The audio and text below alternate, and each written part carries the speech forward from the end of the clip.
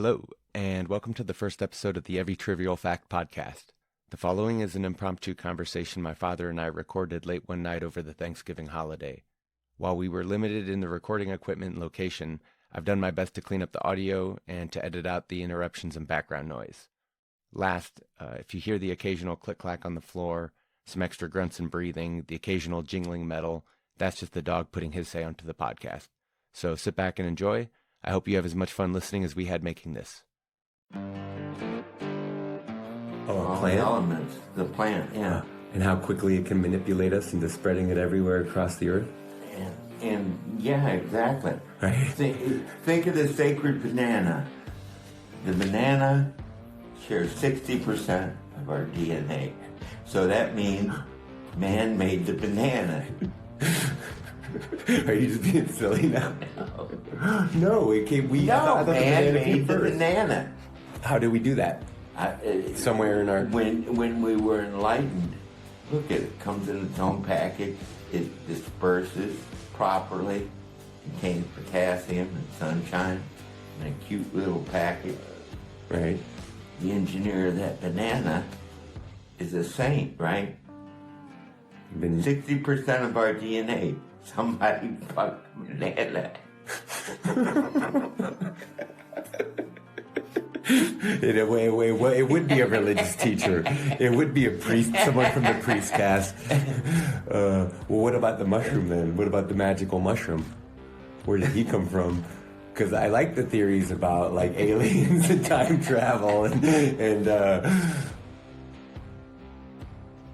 All right.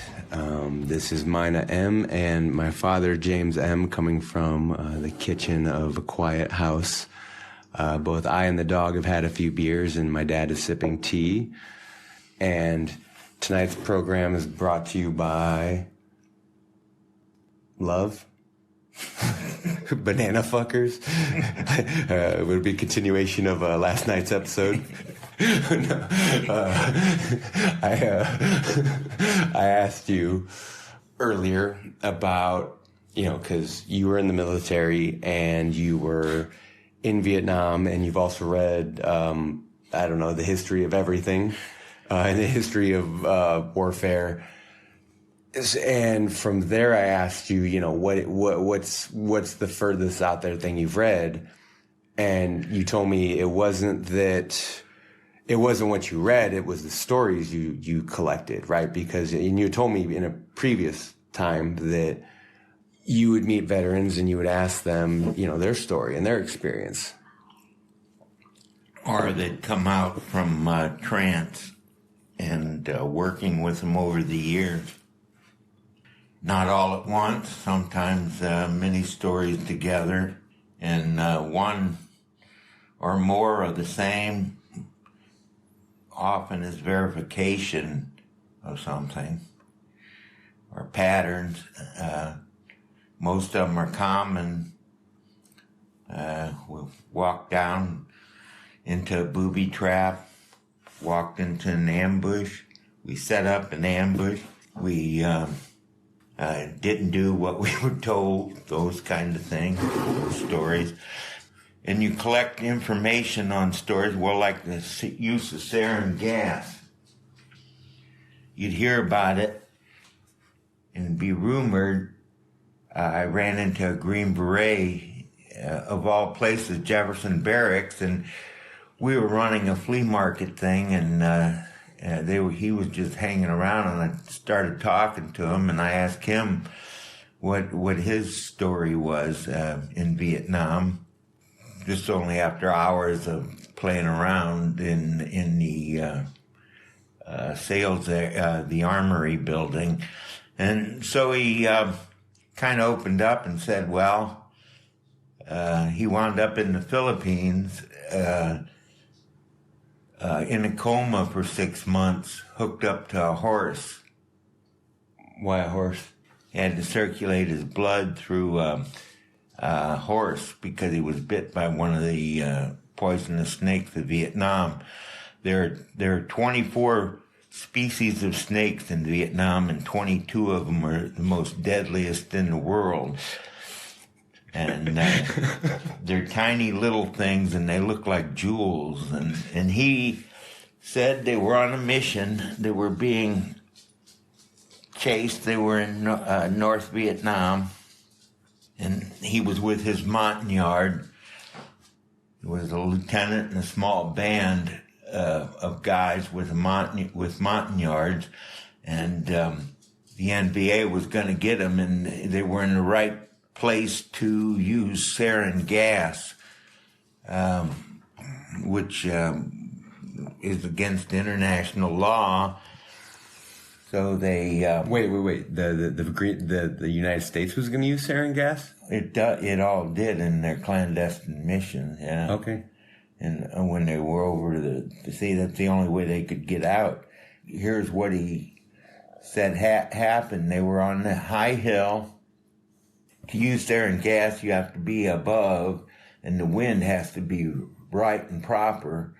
You stick yourself with, everybody has to stick themselves with atropine, and then you you wait till they're close, and then you throw it down in the hill down below, because sarin gas settles in the valley. So when you know that in the valley or any depression, it'll settle there, and it'll dissipate within 24 hours. Well, how much exactly? What is the delivery method? You pop a special grenade. It looks like an illumination, or looked like a smoke grenade. Probably with a smoke grenade has a 1 second timer, and they probably for the sarin gas they probably at least used a 4 second, like your standard hand grenade. And so it pops and catches all the NVA, and if it's just a small group, there's he said they had a crazy lieutenant that even though they were dead by the gas, they were foaming at the mouth and all that. He went and shot every one of them in the head, in the back of the head, blowing out the face. See, so they would have no evidence. Or no, he didn't know that at the time. He just said they wouldn't know.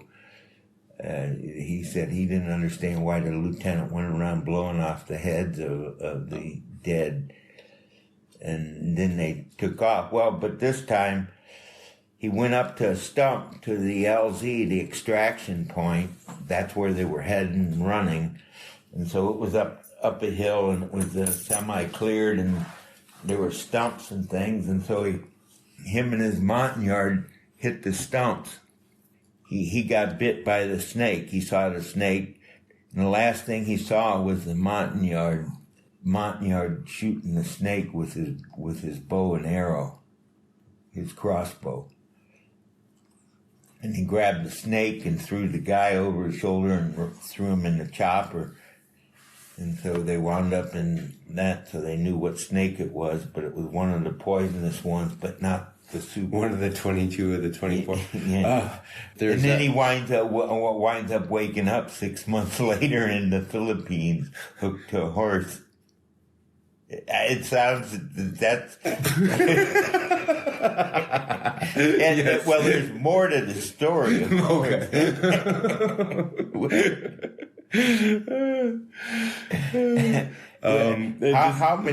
How many people do you meet that would tell you a story like that? All right, and just in case anyone's hearing some grunting and slurping, the dog's tired and demanding attention. Okay, so what else did you find? What story? You know? Oh well, 10 years later, I was in Bato Pilas, Mexico, and I had my father with me. And we were down there to buy Indian goods, and it's his first trip, real vacation anywhere, and camping, and we did all that kind of thing. And here, Bato Pilas is like the end of the world. That's where the road stops. It's one of the most beautiful valleys in the not a valley, it's a barranca. A barranca is a big canyon, and this one is about a mile deep. And the road to Batopilas is one of the most scenic in the Americas, and dangerous. At the bottom, in Batopilas, they had electricity before Chicago, because there was a silver mine there run by Americans. And Shepherd was his name, and he sunk a glory hole in the mountain and attached all the old Spanish and Indian mines to it, and they dropped the ore through, and these were the trains that Pancho Villa, later on tried bandito. But anyway, down there, here we are, and up comes this big, tall Texan, two Texans, and started talking to him, and he was a Navy SEAL when in Vietnam. And again, what's he doing there? Well, just like me, what am I doing there? It's beautiful, it's ancient, it's the third world. And so there we are, and I'm talking to him, and he said, yeah, I loved it. He said, I was 2 years I was in 4 years in Vietnam, 2 years as Navy SEAL, and then they wouldn't let me stay in Vietnam, so I resigned my commission and joined the Green Berets. And he said, they're pussies compared to what the Navy was doing. And anyway, he said, I said, tell me, did they issue you guys sarin gas? I said, because I had a Green Beret tell me the story about being hooked up to a horse of his crazy lieutenant shooting, after they used sarin gas, shooting the victim, the dead NVA in the head with a 45. And I said, he wasn't crazy. He said he was ordered to do that. And I said, what do you mean? He said, it was standard orders, and all troops behind enemy lines carried sarin gas. That's how they generally made their escapes. And the reason the guy was shooting it was to destroy evidence. So see, that's a confirmation how two men separated by 10 years. And yeah, when I was in the Ashaw Valley, they had an alert. They said the NVA were using sarin gas. Well, the only way the NVA could have got the sarin gas was they probably wiped out, they either stole a batch somewhere it's missing, or the only other alternative is they killed a special forces team or a recondo team or a LRP team and took their gas and had their gas and were using it on the American. So we had that alert in there, and that's why I said there were always rumors of it being used, but I between the two Green Berets, I think it's pretty set. Okay. So, did you come across, you said that there's two examples. Yeah. Did you come across that and there's again? other details in all of them, but sure. That's the primary story. That and oh, by the way, then the Navy SEAL, the drunker he got drunk, and he got my dad drunk, and his other guy was there, and I was the only one sober. But we were in this courtyard of this couple 100-year-old house, and the lady ran a little building in the back, and so it was a semi-boarding room house, and anyway, he pulls me under the moonlight. He pulls me under the papaya tree, and he says, there's a good, clean whorehouse here in town.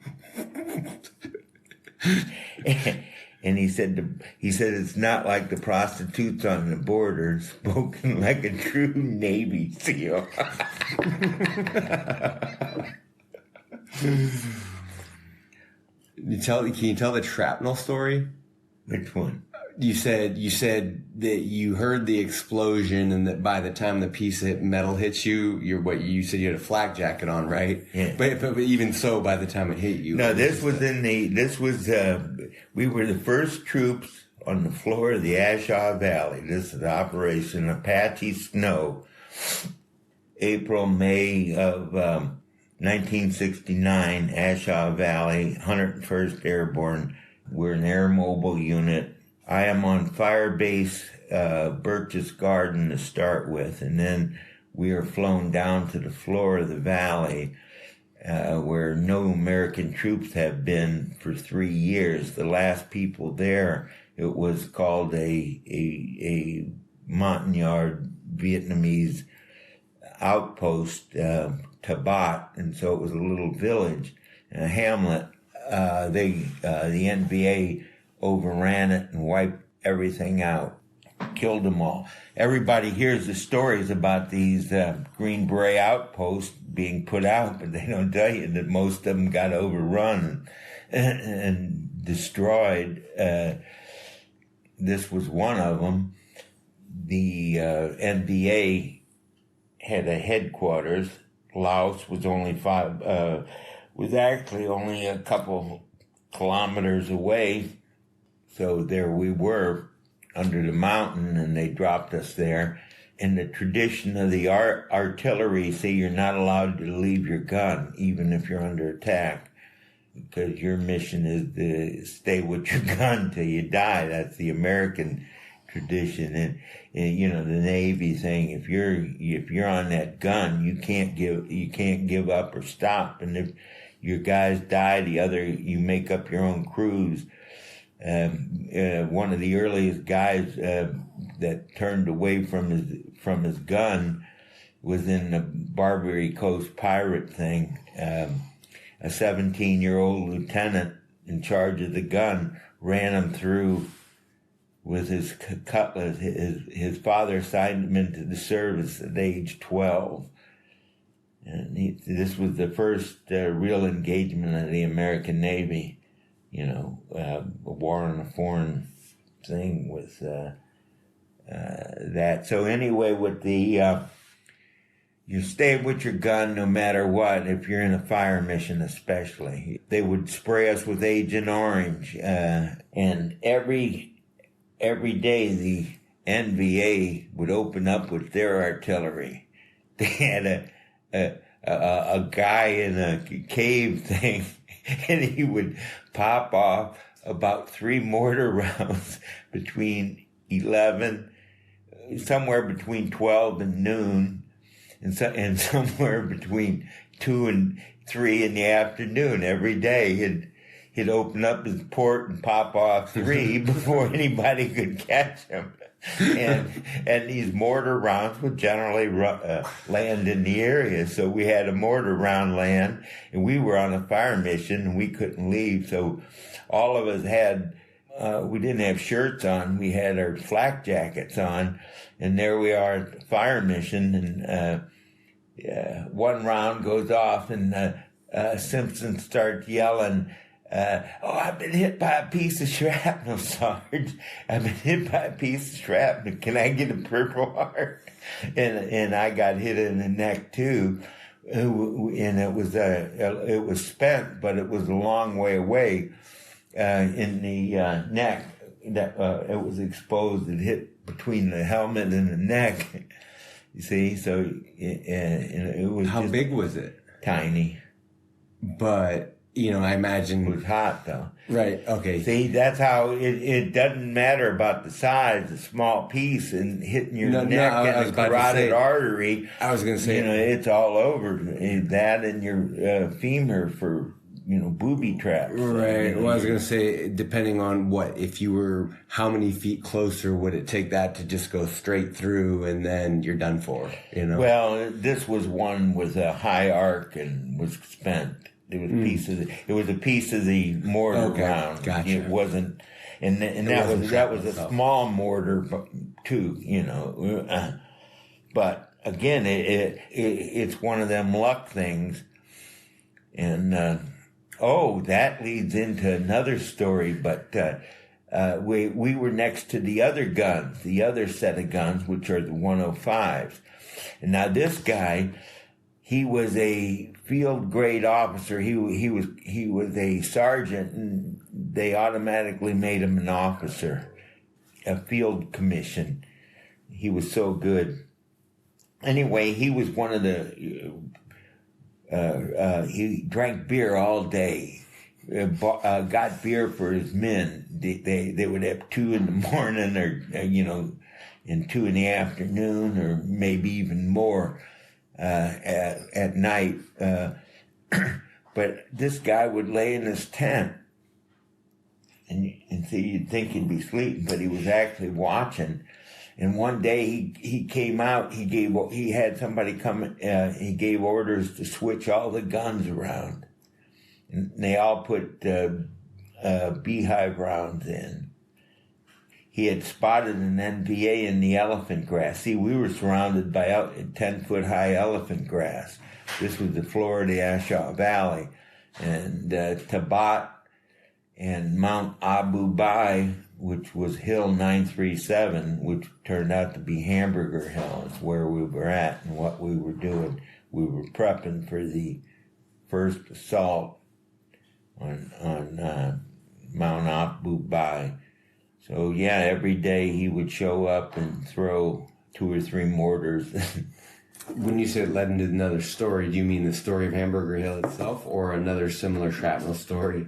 Oh no! Well, it's pretty remarkable for that guy to get an NVA soldier by direct fire from an artillery round. Right. I mean, the infantry weren't even watching, which they were supposed to be doing. But again, when you're surrounded, the scariest thing, they landed us at nighttime, at the beginning of darkness. They were late. They landed us right in the middle of the 10-foot-high grass. What do? You can't see. At first, the first 3 years of my being out of Vietnam, I had taken care of a lot of Vietnam meeting a lot of Vietnam veterans and talking to them. And one of the strangest ones was we at least had a 10.5-acre farm out in the county, and had a barn and a printing company and the old farmhouse, a Civil War era farmhouse, and we had a garage and so a barn, so we had printing stuff going on, and I was known to have weekend parties, and a lot of veterans would show up, and half of my friends were veterans from girlfriends, boyfriends, relatives, meeting at school here and there, and carload of young teenage hippies, more or less, showed up with this Vietnam veteran. They said they picked him up over at Jefferson Barracks Park, right by Jefferson Barracks, whatever it was, and they found him wandering around, and they knew I took care of veterans, and so he came out of the car and he kept saying, "Look what they did to me! Look what they did to me!" I went to them for help, and he was clutching a bottle of IV Thorazine, and he said they shot me up 3 times a day with this stuff, and they kept me for 30 days locked up, and all I wanted was help, something to do, and he kept going on and on and on, and obviously they just threw him out that morning, and he was in no condition. Any human being that would do that, I mean, his eyes were, he was so messed up that right. That these teenagers recognized and brought him to me, and I said, "Okay, man, you're gonna be all right." And I said, "You can sleep in the barn. loft, and don't worry about anything. We'll feed you, and here, have a joint right now. And I remember I pulled the couple of the teenagers aside, and I said, well, how'd you know to come here? They really couldn't say, but they did. And this was way out of their way. I mean, this was a good 10-mile run for them to bring them out, or longer for teenagers that do it from Jefferson Barracks to bring them out. But so I gave them $5 and some weed and thanked them, and took in the veteran and let him mumble and rumble around, and later, and every night. Sorry, no, I mean, I'm not trying to. It's borderline horrific on one side, and because like you said, if he's in no condition. I don't mean to say that he's dangerous, but absolutely. Right? Depending on the nature. If the wrong people got a hold of him, or the cops, depending on what they did to him, and who knows what, right? Like, so anyway, he stayed about a week, and we had campfires and things like that, and eventually, little cheap wine, some Ripple and some Pagan Pink Ripple and Boone Farm and Strawberry Hill. They still make that stuff too. What? They still make that stuff too. Yeah. I'm pretty sure they make Boone Farm. And cheap beer, or whatever beer somebody showed up with, because any given night people would show up, and on the weekend we'd have 2 or 3 campfires and barbecue, cook at the campfire, and do all the stuff young people do, music, and sometimes people would have instruments, and so we had a regular fire spot, and I built a couple little huts. We had the barn. If people couldn't drive, they'd sleep in the barn. Right, I see. It's like a way station for lost souls. Yeah, and then of course you had some LSD to help. Medicine to go. Breakfast food. Beer and Cheerios. Rice Krispies even better. It really, that as long as the beer doesn't have cigarette butts in it. Is this the same place where, you've talked about the rope and tree and hose method of alcohol detox? Yeah. Before? Yeah. Right. Did that happen much out there? Yeah, people that wanted to, I tried, and well, it's crazy because alcohol addiction is one of the fewest ones, or it's one of a few that you can actually die from with the withdrawal, at least. Yeah. Right. Most none of psychological dangerous. Hallucinogens. No. If it ain't dangerous, I'm not gonna do with it. If it ain't dangerous, why do it? It's funny. It's one of the oldest. I know. I look back on that and I say I was 21 years old. Well, it's one of the oldest drugs, but it's still one of the most dangerous drugs, especially for the condition this guy was in. Oh, no kidding. What was his condition? He was hardcore, violent alcoholic, a 20-year Marine, World War II in Korea. Was he yellow alcoholic? Like jaundice? Was he that far gone, or how bad? No, he was in his 50s. He was, he looked like an aged, gunny, a top kick, top sergeant, master sergeant, whatever, first sergeant, top guy, about 6'2", and impervious to pain. Right. And wanting to just hit you.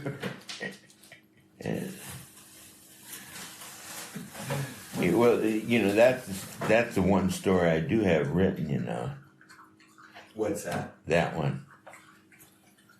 Well, I don't know. I've read quite a few of your stories. I still remember one of my favorites. There's two things I wrote. Okay. I remember the poem about you talking about being, your mom asking you to take out the trash and how you suspected she was putting plaster in it. But then you thought of the trash men and you wondered how, two men in a trash truck could, take care of all the trash in the world. And that you wanted to be a trash man. And you said as you grew up, you brought into your horizons and you wanted to drive the truck. So I remember that one. And I like the other one where you were talking about, like, you were working as a clerk and this freshly liberated woman comes in with a pack of D batteries, and you said she didn't look like the type of person who owned even a flashlight. I remember some of the other ones too. That's pretty good. See? That's why we're going to put them in the book.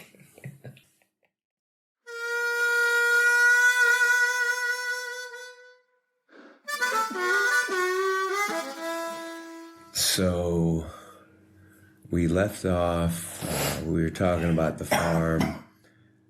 You shared some of your stories and some stories you heard. Are there any others in that direction, or is there somewhere else you'd want to take this? Outside the point of neutrality being use the third force rather than one or another side of the same page. That transformation, the idea of switching one way or another, is the reason everything is separated. Neutral being the rare, exceptional glimpse that perhaps that it's so rare that people consider it religious, spiritual, and ecstasy. A glimpse of reality at a moment that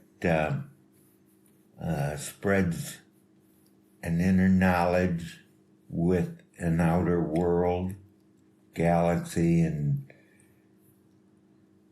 kind of an infinity, even though you're sitting in a very stable kind of chair somewhere. Is neutrality beyond good and evil? There's no good and evil. There's only neutral. Okay. That's pretty good. Well, that's the problem with being an enlightened being. Like, again, exactly. That's so rare. You are right for being under attack. So rare that all of a sudden you are enlightened. Does it mean you know everything or anything? No. No. Well, the stories. Does it mean that you're at peace in your heart and your soul, and that every part of your being is setting you off? Oh, no, it's we're talking about being a self-tamed animal. Yeah. To be truly civilized is actually quite rare. To be neutral, right? We don't have really people like that in mass. Maybe who made you judge? Or anyone judge? Our will to power, I would say. Right? Exactly. I'm judged. Why? Because I say so. How? Because all it's enough to be taxed. Support it.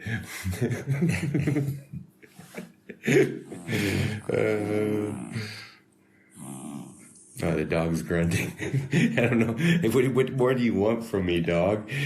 He's in my lap. He's well fed. He's well watered. What more could you ask for?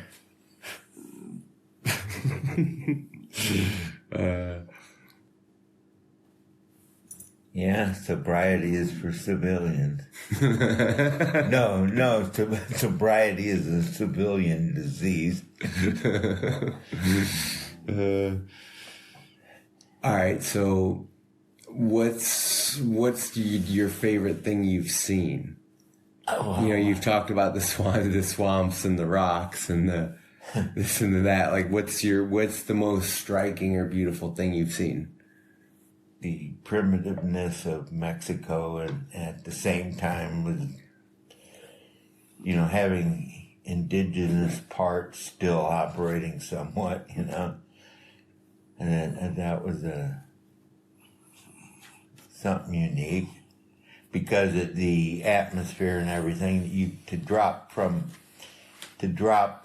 mile down, you go from ponderosa pine and a few other kinds of pine, but I think that was the dominant pine there was ponderosa, and it's in their kind of Sierras, you know, where it's mountain ranges. You drop below into the Bronca, you go down a long road and, you know, it's like 28 miles to the bottom, curve and recurve and going around the folds and real mountain, a lot of it etched out. You only got 12 feet or so of road, 16 feet, maybe 20, just hanging on there. No guardrails, no nothing. So it was cool. So a lot of that, because of that, the kind of a tourist destination. When I was there, there were Belgians and Germans and rich people from Mexico City. You know, there were a couple rich women patrons that would come there and, you know, watch the Indian rituals, things like that. And that each time you go and do something or you pick out something to do, you learn a little more about them. That is the Tarahumara and the rural people of Mexico. It was good transformative because it was completely alien to what I was doing. So from being in the city to that is like, you know, a canyon. You're open. You're free. The highway is that hum, that engine, and yeah. I was gonna say, and you see you float on this asphalt. And it's kind of a that makes me want to ask you, what's the freest you've ever felt?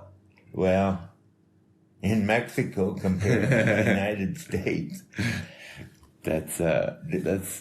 That's funny, or that's odd. Well, no, I'm quite honest about it because I've been hassled by small-time cops wherever you go. It accidentally happens or it's on purpose because of them, you know?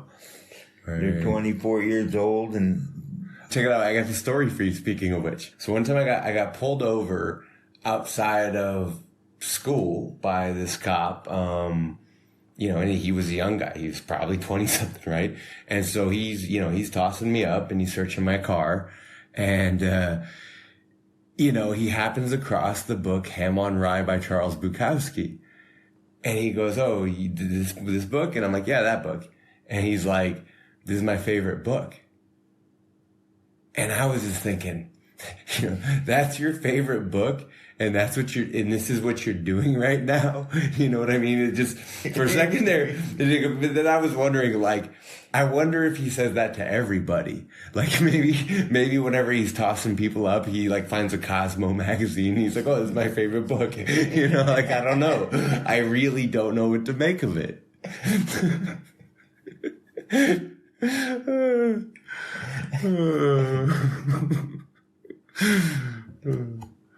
Yeah, you know, it really is. One thing cops get a lot of are alcoholics, no matter what. Well, one of my favorite stories you tell me. People drunk, you know, accidentally and. Well, no, I was completely sober. I was leaving school. I mean, like, it doesn't matter. It's just like, no matter what you try and do. That's one of their first issues, though.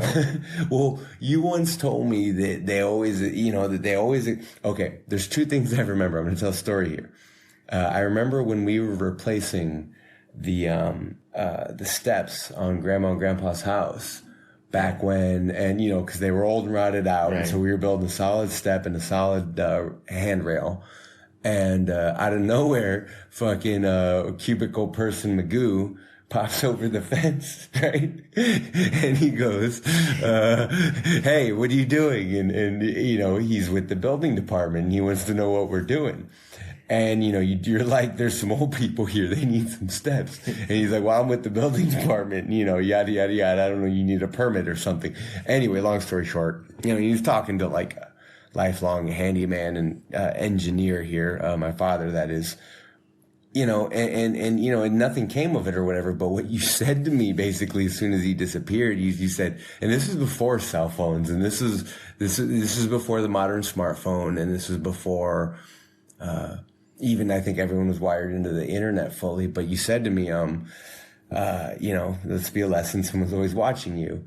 And, it's only compounded. It's like, since then it's just like, wow. And then, and you see that also conversely, just like we were talking about with, when you mentioned with the internet, how funny it is to watch people get hurt and how popular it is, that, you don't even need someone to watch you because people willingly exploit themselves. And to a degree, even this conversation itself. But, there's long been storytelling and art as thus, and here we are. So that was the story on Ham on Rye by Bukowski, and brought to you by the cops.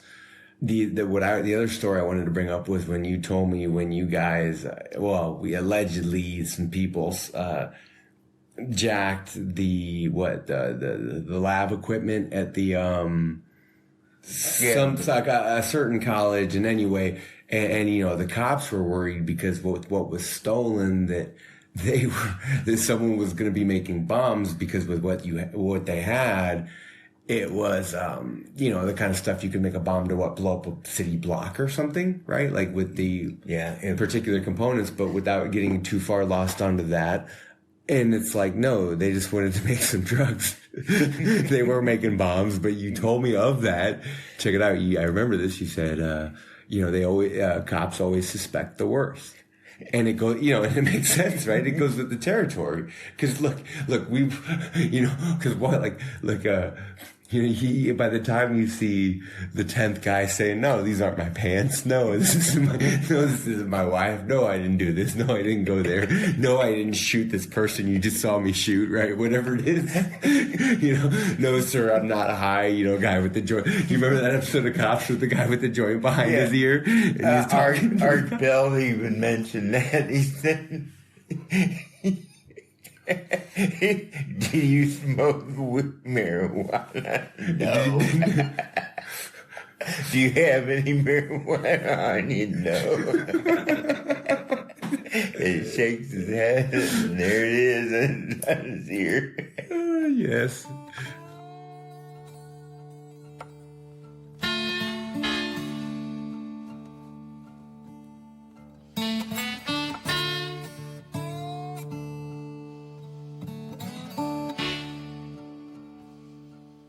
Here's a true story that is, I don't think I ever told you. Okay.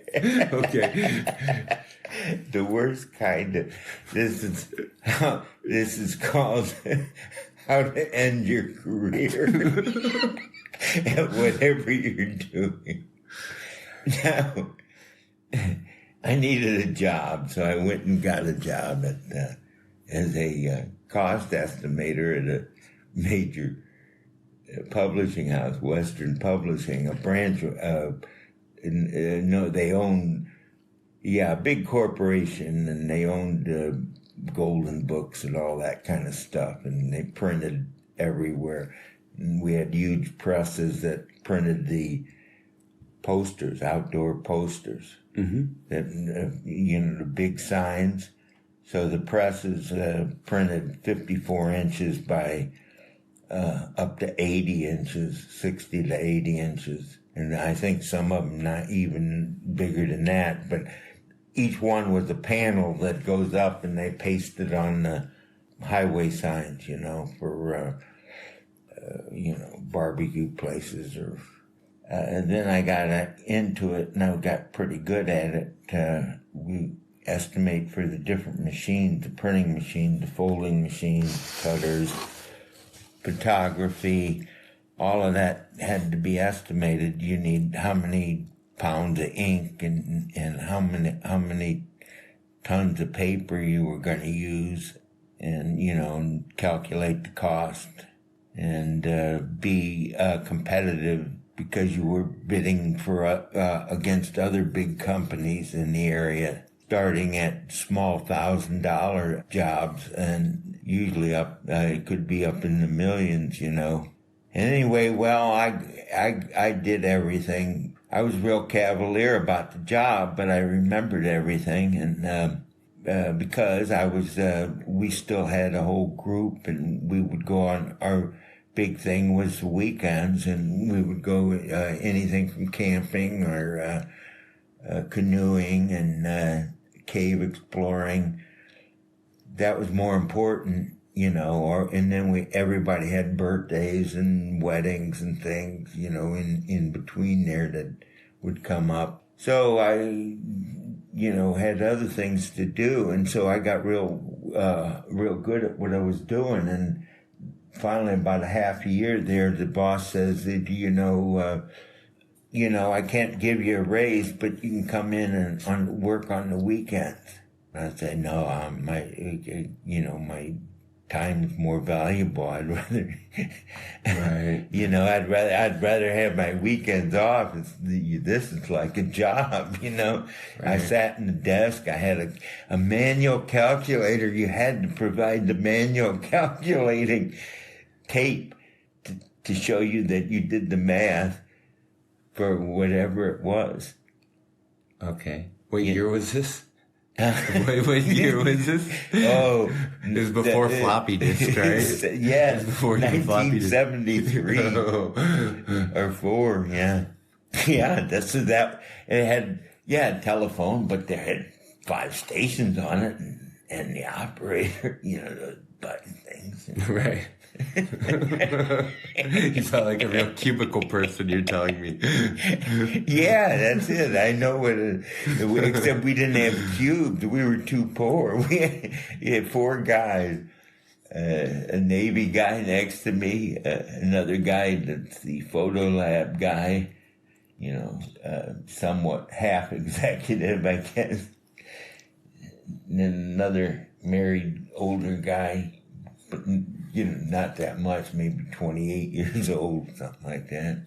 And so we're in a 4 desk, all in here, and the calculator's going, and a real bean counter, see? Bean counter extraordinaire. There was no joy.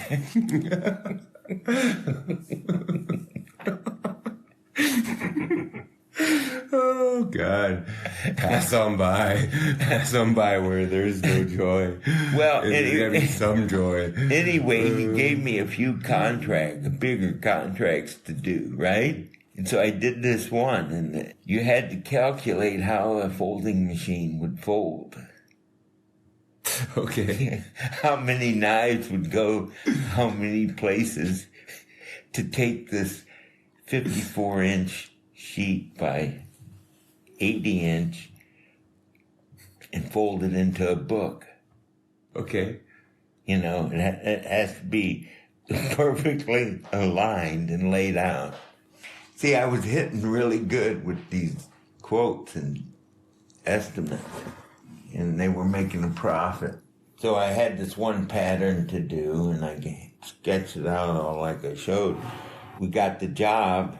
Production boss comes back, the guy in charge of all the machines, the executive kind of guy. Then he deals with the union operators, the guys running the big presses and everything. And so anyway, the guy comes up and they have a big conference and everything else. And I didn't know it at the time, but what I had done was come up with a new pattern, new folding pattern.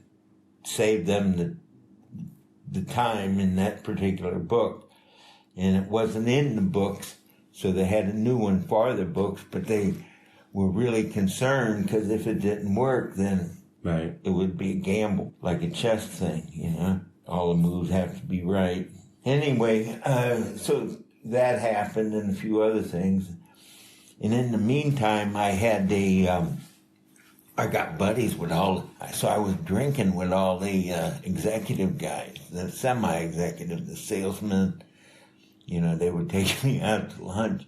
We'd eat turtle soup and drink beer, come back, half grog. Yeah, it was funny. And then the one of the bosses in the back, he was in a real cubicle room with plate glass windows, but all he did was sit there to death half the day sleep. They just were carrying him.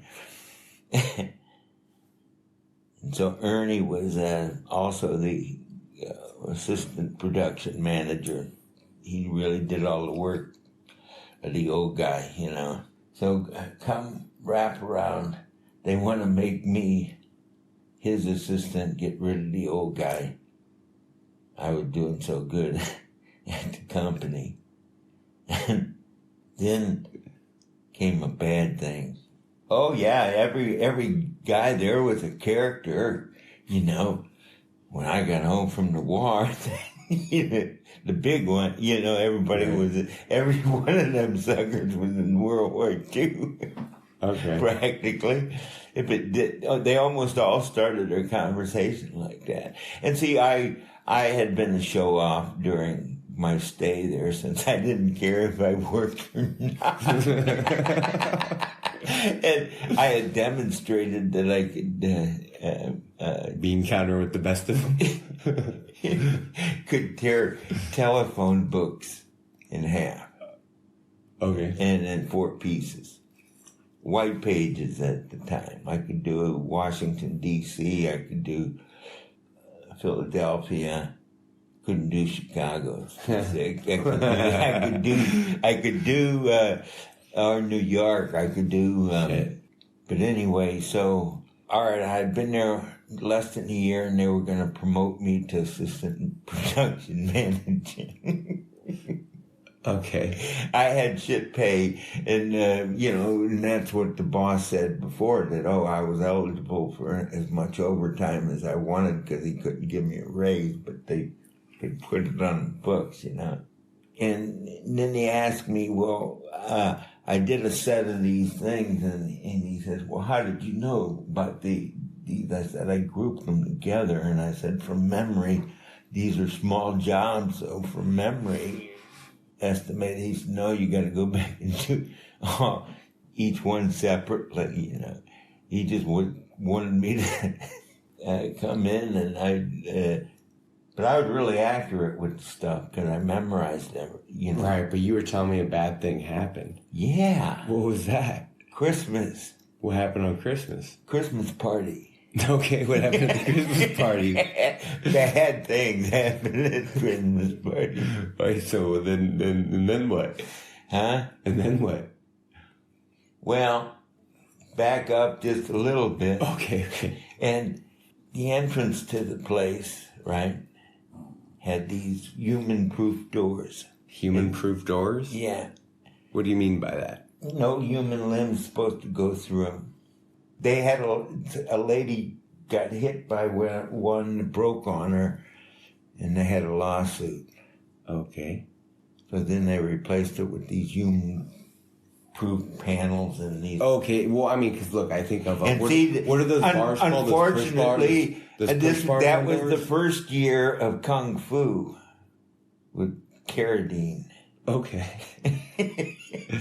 With cane walking, you know, and kung fuing.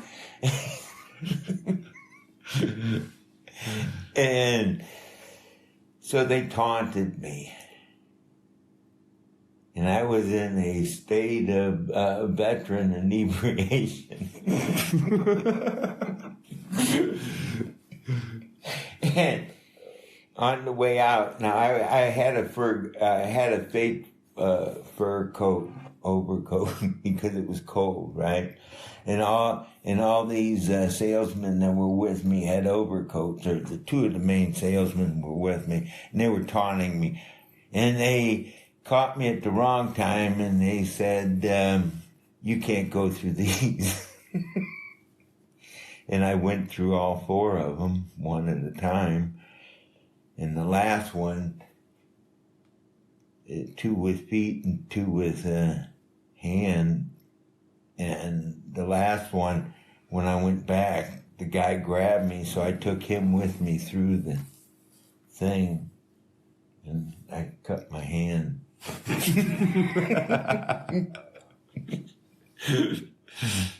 And then what happened? And then they didn't want me anymore.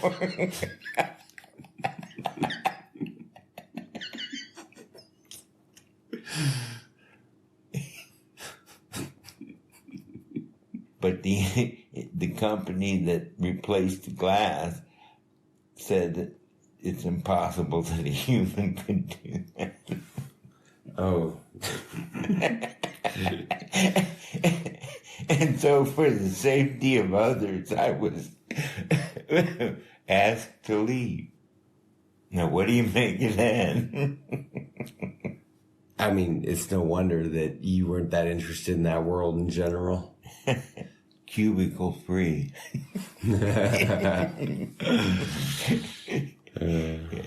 All right, that's it. All right. Night.